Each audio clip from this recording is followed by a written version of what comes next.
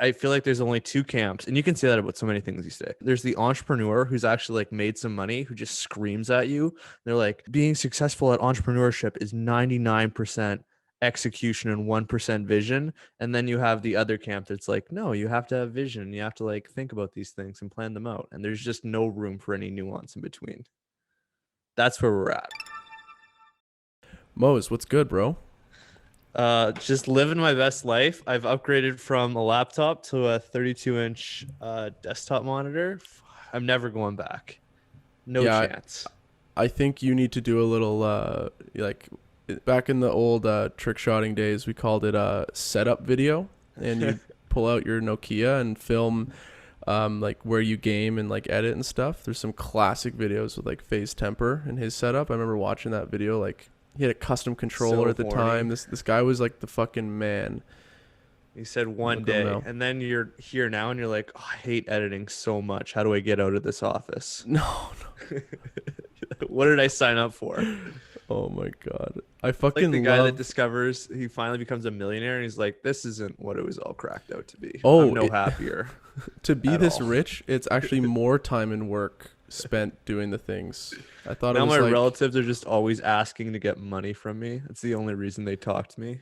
yeah, Shit. I thought like money, like you just, it makes money for you. That's what they say on Instagram, passive income. But it seems like I kind of have to like keep the ship. I almost have to steer the ship. It's not like it steers itself. It's kind of weird. It's It's like kind of crazy. more responsibility isn't more fun. No, it's almost like that. It actually will make your life worse, but it's It crazy. sucks. Well, I have an easier way. I Instead of being the CEO, why don't you just be the Oh, CVO? are we diving into that right away, or We're can we talk going about in. how we're both moving? I feel like we got to talk a little bit about our personal lives and not just be straight robos. Okay. God damn, I thought I'm the robot, Mose. You are. Well, in Why are text, try you? to text with this guy. If Okay. you get a reply back, I mean, that's it's a good sign. Um, so as you can see, my background's a lot different. Mose is a bit different, but he's been in Thunder Bay. He's actually moving. I won't talk for him with this thing, but he's moving to Aurelia, I think full time. Is that what's going on? That's what it's it. We were so stressed. We're trying to sell this house in Thunder Bay, and we had a week and a half where nobody came to like see the house, but we sold it. It was just one guy who moved from Toronto actually. So No way. the And then house you're is moving. sold, and we're packing. And we were talking the other day.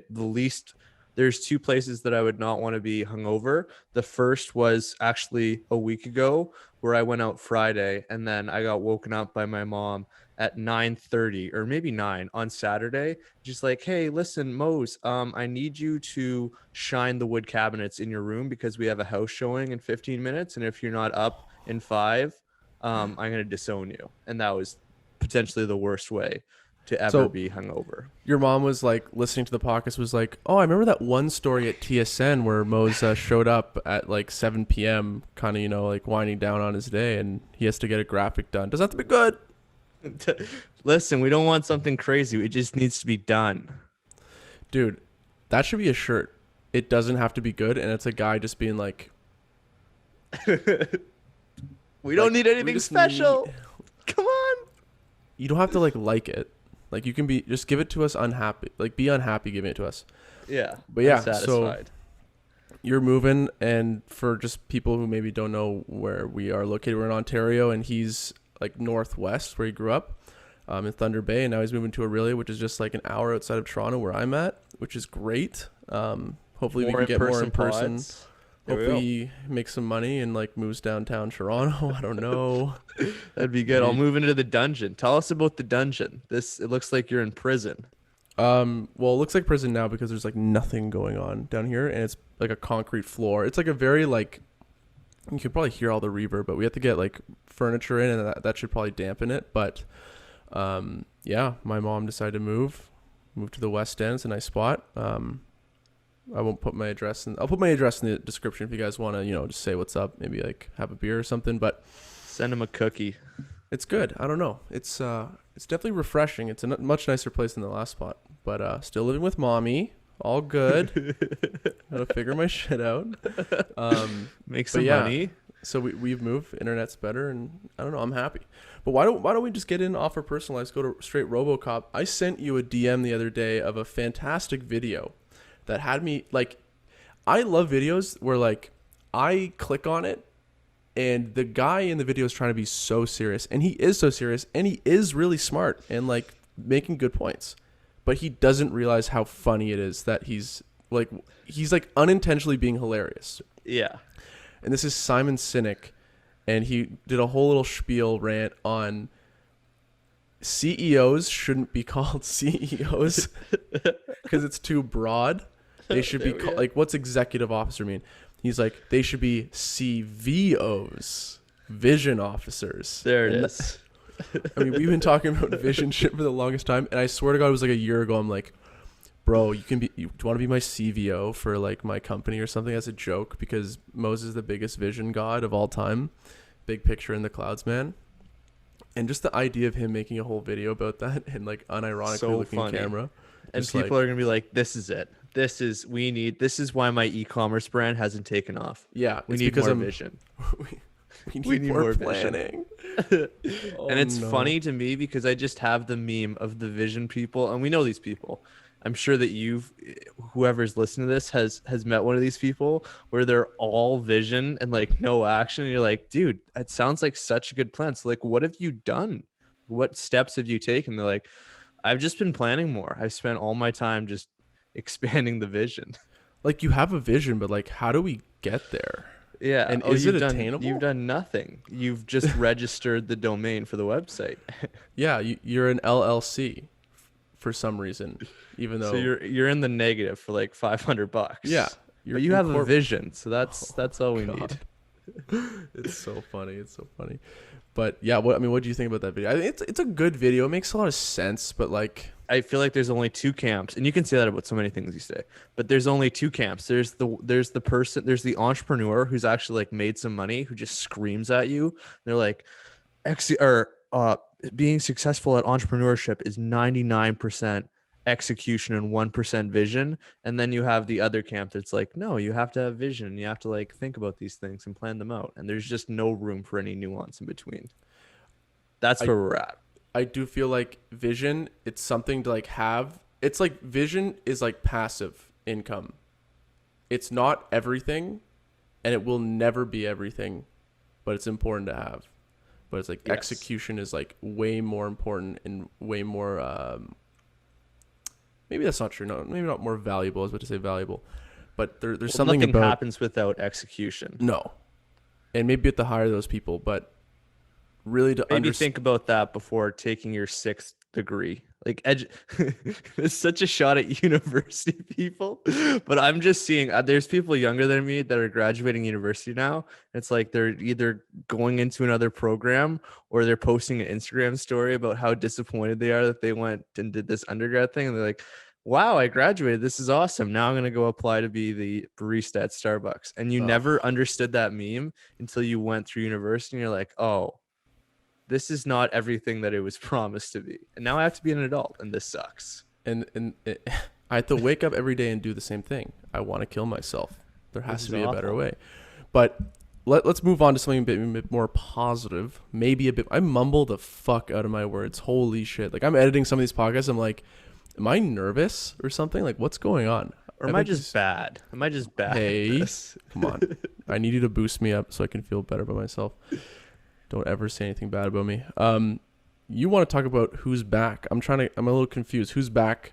Well, no, I've just been binging podcasts because I ran out of podcasts. I've had to I listen to podcasts when I work. You can't do that if you're in video, so sucks to suck. But I have it a bit better. That's a shot. But with the podcasts that I love the most, they always have like these reoccurring segments, and I feel like this is something that we should have learned going through like television production. It was all about segments. So I want to do more segments. Pardon my take does this who's back segment for like people that have like fallen off the map. So I guess you could say like Britney Spears is back. Like the Free Britney movement disappeared for like 6 months and then it's back. I wanted to say Simon Sinek, the thing that we just talked about, is back. That guy was huge in like 2016 when we were going into university. You were like 35 at the time. But now he's back with the chief vision. So I just want to do more. I'm firing right now. I want to do more segments. And Okay, so so I've let's talk listed a about bunch. it. I've done some prep. Let's talk about this. David Dobrik back at it again. Back. His vlog And was so underwhelming. honestly, I thought his vlogs were fine. Like I was never a big fan of him. I just watched to see when he's back. He was just kind of the same shit. Whatever, people love it. What really was super strange, and like obviously we're not in the court case with it, but the whole Dirty Dom situation was so dirty and gross, and like how that played out, and all like the text messages and the photos of the night, it was just brutal. And then I watched Dobrik like a few weeks ago, like make that IG post like vlogs are back tomorrow or something. Yep. Top comment, Dirty Dom. Thanks It's for terrible. including me in your vlogs again, man. Like really appreciate it. Like 30,000 likes. I'm like, This guy never misses. Like he just needs. And we were talking about it something the other day off camera. Like this guy's still posting TikToks, and like hundreds of thousands of people are still watching him. and love it. It's crazy. It's fucking crazy. It looks like he actually deleted the comment. I can't find it anymore. Or Dobrik's team are like, make sure this guy never. They talk to Instagram. They're like, make sure this guy can never comment on our post ever again. So now he's like Kevin Durant. He's got 7 burner accounts, and he's just gonna be the top comment every time. But let's be honest, it's good that he's back. It's good for everyone. I'm happy he's back, as long as he like learns from the mistakes and like owns up to shit. Like, why? Like, I hate this Ethan Klein shit, and I watch his stuff. I'm like, why is he so negative and like can't let anyone like come back and become a better person? Like, whatever happened to the American story that everyone loves of redemption? Everyone loves redemption in like the West. It's like I mean, it's in human history. When am I saying the West? In human history, people love redemption. Why rip someone down for coming back and doing what they love and giving people entertainment? I just find that so stupid. I've never been a fan, and you know that, but it's good for business. It's like the evolution of the clickbait headline. I saw it the other day where I don't know if it was the New York Times. It was one of the big traditional media giants, and they're like 4,000 people who were vaccinated with COVID with the COVID vaccine died. And then the comment right underneath it on Twitter was like, yeah, or you could have just said that like the vaccine is like 99.999% effective, and these are all the people that have died. I think Ethan Klein is just like taking that idea of being a clickbaiter a step further with video, and just having like the most over the top takes about things and not leaving any room, because it's polarizing. It gets people to talk about it, and whether you're on his side or you're not on his side, it cuts out all the middle. It like polarizes you either way, where you're like, I hate this, or like, I hate David Dobrik, and I kind of agree in principle with what this Ethan Klein guy is saying, so I'm going to get on this side. It's like very, very tribal now with a lot of things, not just Ethan Klein. And just to shift gears, because I just remembered something I really want to bring up to you. I don't know if you know about like the news going on with that celebrity or that TikTok boxing event. So this is kind of wild, and I went on a bit of a deep dive because I'm like such a weirdo now with like, I love influencer culture and like learning about that whole world. It's just, to me, it's so interesting. Even though it's like very vapid, there's something like powerful, and I'm learning a lot more about it. And I was listening to the BFFs pod with Josh Richards and Portnoy. Got it. Nailed the it. girl, I First forget her try. name. Yeah, that was tough. And Josh Richards, without realizing, just like exposed that no one's been paid yet for that boxing event. That's good. And I think it was like 5 million was told that was going to be given to Bryce Hall, like 3 million to what's his name, Austin McBroom, and all the other people making fat bags as well. It's come out that there's been no dishing. They only got signing bonuses for like 100 grand or whatever it is, and they haven't been paid. And like, this is like massive news. It's not even reported. Like, but on the show they were looking it up, like, wait, this isn't anywhere. And Richard's like, oh, Whoops. So I don't know what's going on just yet. I mean, while I'm talking, if you could just check out if that's like headline news yet. But what's crazy is like, I was listening to some old like Mom's Basement podcast, which is with FaZe Banks and Killer Keemstar, couple dirtbags. Hollywood's number one source for influencer news. Hollywood Fix. Yeah, so on that show, I watched a Mike Malak episode again, or I listened to it again, the one where he like dogged on Logan Paul for that whole like dick rider shit. Probably made them like another mill. Just an ad revenue for like a fight that probably wasn't anything. Yeah, continue. So I was listening to the episode again, and then Mike Malek was shitting on that whole boxing event and how it was having like a heated argument with Keemstar and Banks about like if people are gonna buy it or give a fuck about it. Yeah, I think And him and Logan said like it wasn't going to happen before the fight. on top of that, they said on top of that, Mike Malek was like, not only do I think it's not gonna sell that, but on top of that, like I don't think any of these people are gonna get paid the money because Boom. like the And now amount here of we are. dollars that are being like given out is like unacceptably large for these influencers. Like they don't deserve that in the boxing sphere, and that there might be some shady shit going on. And apparently, all the deals, from what Malak said, is like there's an upfront payment, like a quick little like signing bonus, and then everything's in back end. And then when I listened to that, I re-listened to the BFFs thing, and then Richards was saying there's a lot of these contracts in like the very fine print. It's saying like you won't get the full amount of payment unless you fill these numbers, or I forget what the other thing was. Like they somehow like greased the wheel, being like found some ratty way. I can't remember now. They All just of a sudden. slimed them out of all the back end money. That was like the biggest part of the deal. And we're not exactly sure if they're gonna get paid or not. Imagine that anxiety of like you train for 3 months, you get your ass kicked or you kick some ass, and then all of a sudden they're like, I mean, you signed it, and it's sorry, you're Yeah. not getting your money. My bad. It's what we're talking. The monopoly money. It looks so good on the contract, and then it just, oh wait, it's not actual. I can't buy anything with. It's worth less than Dogecoin. I can't buy anything with this.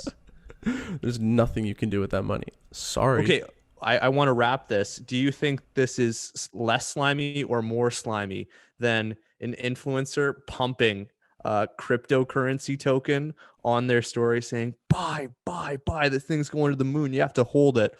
Meanwhile, on the back end, they're getting a bunch. So when their followers come in and buy and then they sell, they make a bunch and fuck over all of their followers. Is that more or less greasy than what's happening with the social gloves event?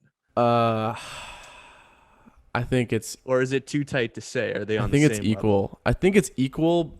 I don't know. I think it comes down to like, is it greasier for an organization of people to fuck Or people an over, or an individual? individual? I think the individual. Individual's pretty bad. Like that's like those people who sell drugs to others, knowing it's fucking up their life, and being like, yeah, here's like $500. Like, give me the $500 for all these Percocets. Like, I know you're actually like trying to kill yourself with these, but like, It's I'll keep terrible. I'll keep filling or feeding this void, that this self sabotage or this addiction. It's like that's pretty fucked up too. Yeah, it's terrible. Speaking of individuals, let's just segue perfectly into a new segment that we're gonna try to keep going here. Bag of the week. So last week we had the Caller Daddy news.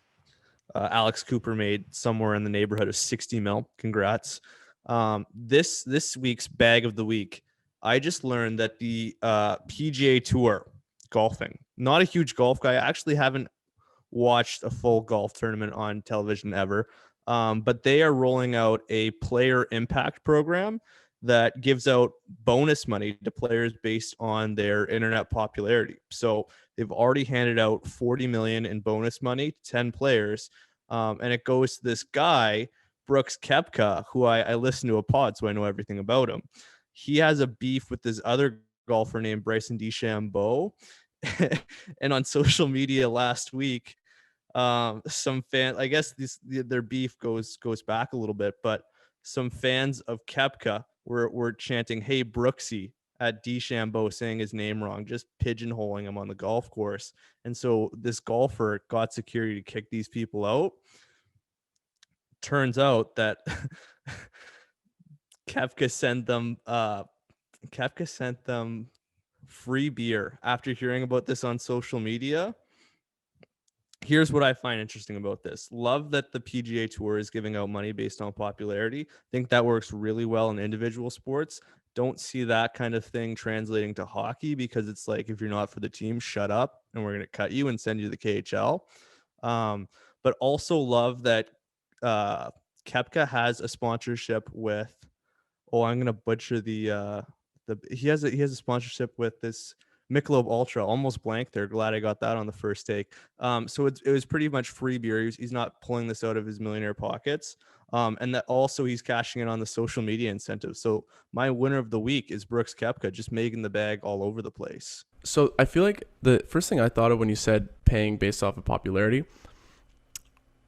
I instantly go to like, doesn't that create a disparity in wealth of the athletes within the sport to a point where it's like sometimes the best players in the world aren't, the most entertaining or people that people want to watch. Right. And it's like almost incentivizing being either like pretty much being toxic or like crazy or kind of like someone who's like inflammatory who gets a lot of clicks. Like, I don't know how I feel. As much as I like that because I like a merit-based system, I'm also like, what are the consequences of that? And is it worth it? This might not look great 6 years down the line. I will say Brooks Koepka, like a very like regular dude, not very inflammatory. But I think as my take on it is net great for golf, which I've always seen as kind of a conservative thing, and also a product where like I like to golf. I am so bad at golf like many others because I didn't pick it up as a kid. I love going to a par 3 and playing with my friend, but nothing about the product of golf on TV makes me want to watch. Like it's more boring than baseball, and that's saying a lot. So anything that golf can do as a sport to bring people in, I think is a net positive for them. But how does paying someone more bring more people in? Unless I missed a part of the thing because I was like trying to get my charger in at that time. And My logic is play. So you have an incentive for the individual players and tour, I guess tour members, whatever they're called, to interact and engage with people on social media to grow their following. That brings more people in because now I'm not, even though I'm not I'm not a follower of golf. I like Brooks Koepka. So if he is in a position where he might win on Sunday, I then, as a super casual fan, kind of level up in my fandom and say, like, I don't care about golf, but I'm going to watch this guy play. Mm-hmm. That's my line of thought. And I mean, individual sports, it reminds me of the UFC a lot. I mean, Yeah.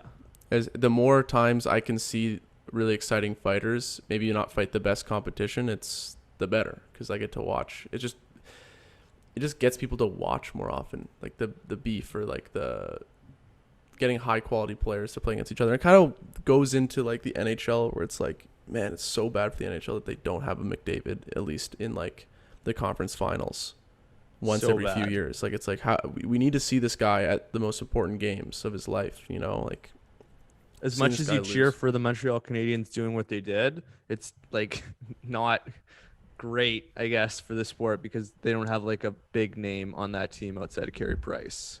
Yeah, or like future big names can be Cole Caulfield, but we'll see. Yeah, Goal Caulfield. That guy's ripping it up. That How much is he making? 700? 700K. Nothing. Well, why don't we go into I saw that you want to talk about skins and virtual goods in video games. Oh, just so nerdy. I'm sorry. $54 billion on skins and virtual goods in games in 2020. That's insane. That's just ridiculous. I just remember we have a mutual friend. I'm not going to out him. He spent $25 on, well, actually I have two. So one of the guys that we both know spent $25 on a Call of Duty skin. And then another guy I know spent like 35 to 45 so that he could be Rambo in Call of Duty Warzone. He wanted to change his thing. And I just think if anyone had said that publicly, like out at a social thing, 95% of people at that social thing would have said, what are you doing? You spent good money so you could buy things in a video game. You're crazy. But then you see how many people are actually doing that behavior and it's adding up to 54 billion and it's insane. That's wild. And a part of me thinks like it's hard for me to spend money on virtual goods in a game where like where I can't resell it, where it's like, oh, it's done. That's a sunk cost. Where like when I play Counter-Strike, like I could see myself spending money on a skin because I'm like, you know what, if I don't want it anymore, I could just sell it and get a new one that's equal in quality, or I sell it for $30 so I can take $30 off a $100 skin. You know what I mean? Like, yeah, that for sure. leads into the conversation. Like, do you think it's like very dangerous territory to open up a marketplace for the in-game purchases within your game. Is that something where it's like you can't have kids selling things? That's a problem. Like to me, I I think feel like it people, should happen. yeah, I think the natural progression is going there. I'm gonna pull up a tweet. Will I do that? There's only one Um, game that lets you do that, or a few games on Steam. It's not like a console or big thing people game companies do. right. I think that's where video game designers are trying to get NFTs into the picture, where they're gonna take a percentage of the NFT, but the NFT isn't just strictly locked into their game. Like you could sell it anywhere. In theory, you could buy something on Fortnite and then sell it or use it and on On Call of Duty, which would be crazy. that's very hard to happen, but I thought you were gonna go because that's like a game engine problem. But I think where a more interesting conversation, rather not more interesting, but more realistic, would be like selling a Fortnite skin on Facebook to someone, Yeah. like in the marketplace. Or like, I'm selling my Fortnite skin. Like, does anyone want this one from 2018? You know what I mean? Like it's crazy. Did I That lose would you? be good. I Oh. wanted to point out most of these purchases are coming from Fortnite and Candy Crush. Are you a big Candy Crush guy? Have you ever played? No, but I feel like that's like an older person thing. They like love Yeah. Candy Crush, and like when you're making, let's say, 100 grand a year, and as older people, obviously when you get older, you make more money. You have all this disposable income. You're like, oh, like I do kind of want this power up because I don't want to play this level or whatever it Yeah. is in the game. You know, it's like it's not even in. It's I don't think it's embarrassing anymore to say you spent that much on a game. Yeah. No, especially if you have the money. If Yeah, you don't have the money or if it's your parents' credit card, it's a bit more of an issue. But yeah, like but all the power to you. If you a, have the bag, spend it however you want. exactly. And a lot of these in-game purchases, they're not like $100. They're like 10, 5, 15, 20. Like it's like not that much money. And like how's it any different than if you spend 10 hours a week playing something or doing something, let's say it's jujitsu, you're going to buy some gis. You might buy a little like art piece that reminds you of it. You know what I mean? Like you're going to buy things in your hobby. I don't think there's anything wrong with it. Okay, here I found the tweet. Sorry, wasn't really paying attention to you. Kind of multitasking. This is the hot take. NFT games, so that's games that offer NFTs. I'm assuming, will hit an average of $100 per player daily at scale in the next 5 years. Now that's crazy, and I don't know enough about NFTs or games to say that's whether that's like even remotely possible. But that would be a huge business if that came true. It would be much more than $54 billion a year in skins. And then the last thing, just to put $54 billion into context, that means that people are spending more on skins and emotes that the entire movie industry made in 2019. That was before COVID. Oh my God. Oh my Lord. Insane. Will Sheesh. you go watch a movie? Are you a movie guy? I have friends that are not movie Sometime. people, and I have friends. Will you go watch a movie when everything's back? Yeah. I Yeah? like watching movies in theaters. I'm not a big movie guy at home. No, it No. seems like it. Well, we were joking about this the other day. You asked me what I was doing, and I was watching a movie, and then you said, "Okay, what else are you doing?" And I'm like, "Well, on my computer as well. I'm just terrified of commitment." And I'm not like, what else you do? I'm like, so like, you're also on Twitter, right? Like, there's no Yeah, way you're just watching an old just movie again. mindlessly scrolling. But it's crazy. I mean, even just I was at a friend's house the other night, and like we're all talking, and someone's like, "Yo, do you want to just put on Seinfeld?" And they just threw on Seinfeld, and then we would like talk to each other while Seinfeld was on in the background. And then like when there was like a scene that we wanted to watch, it'd go quiet, and you kind of watch it, and then you talk again and do that. It kind of I feel like entertainment is turning into this thing where like people go in and out of consuming it, and the creators should almost maybe be considering that. I don't even like how do you limit the distractions? Like is it through cutting fast? Is it through you know just eliminating any I feel like a lot of people talk over art and film or TV where it's like building context that you don't really need, but it's like traditional and you should put it in. You know what I mean? As a Yeah. storyteller. I think that's why podcasts have taken off and audio just in general. It's like you can do a million things and then just have the podcast kicking on at the back. Mm-hmm. And also why those like Seinfeld, Friends, all of those kind of like massive sitcoms were just the ultimate form of passive entertainment where you don't have to be like completely enthralled, like Tenet, where if you blink or miss a second, you're like, I've just completely lost the plot.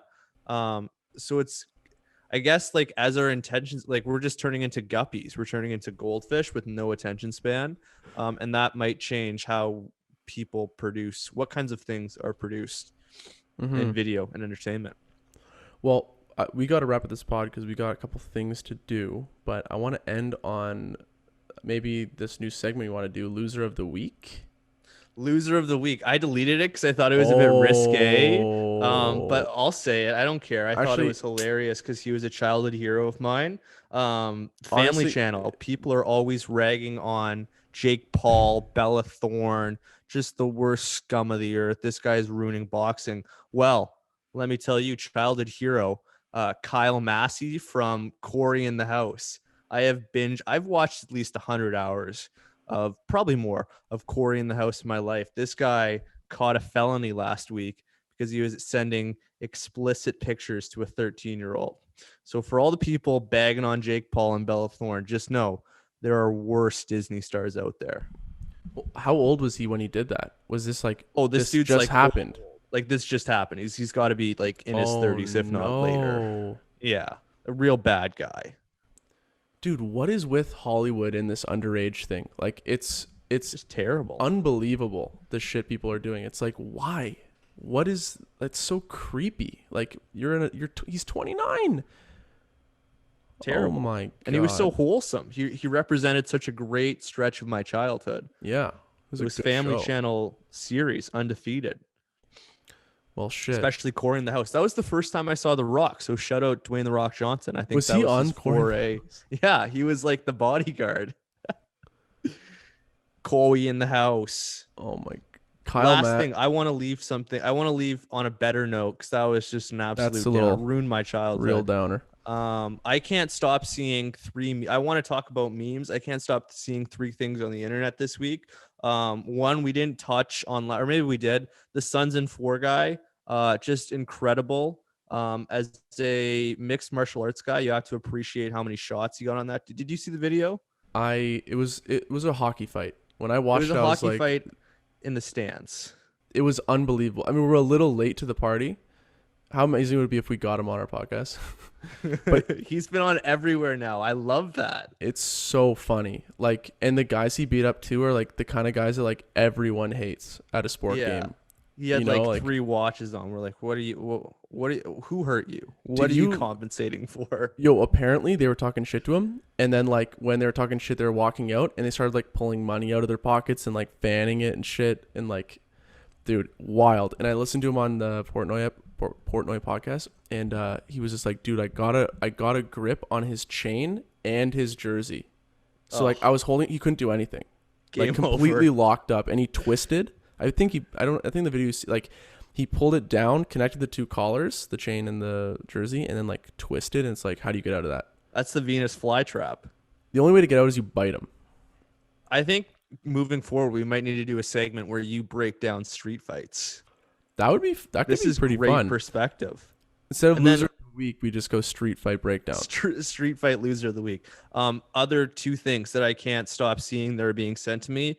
The "You're Not That Guy" dude in the grocery store, unreal, makes you think nobody, and I mean nobody, is messing with people with like a 30-year-old with dad strength and that aura. Like, I would believe anything that man said. And just like, he was the most obnoxious person in the world. But I get that video sent to me at least one time per day, so I can't not see So, that. okay, make sure to send that to me because I haven't seen this. You're not that guy, pal. You're not that guy. I You're- will. That's Just such the a good worst. And saying. then Pat McAfee, Electric Podcast. He sent a compilation. This is right up your alley. A compilation of all of the fights at sporting events that have happened. I think there's got to be at least 5 or 6 of them, which is just insane. And he starts the video off by saying, as we come back into like society, just remember that people will punch you in the face. And it's about 30 seconds of the Sons and Four guy. Another hockey fight that happened in Vegas when they were playing Colorado in the stands. Some guy stole another guy's flag, just merciless. when Colorado was getting beat up and tossed out of the playoffs. See you later. But basically just a compilation of people getting punched in the face at sporting events. And I also thought that was hilarious. Boom. That's it, boys. I got to get going. It's fantastic. Work's getting busy for the both of us. We got moving. We're trying to like add more to this podcast. So look forward to more segments because I think Mose has some good ideas. I don't know. All right. That's it. Talk to you guys next week. Make sure to follow us everywhere at RnR Podcasts. Talk to you later. Ciao.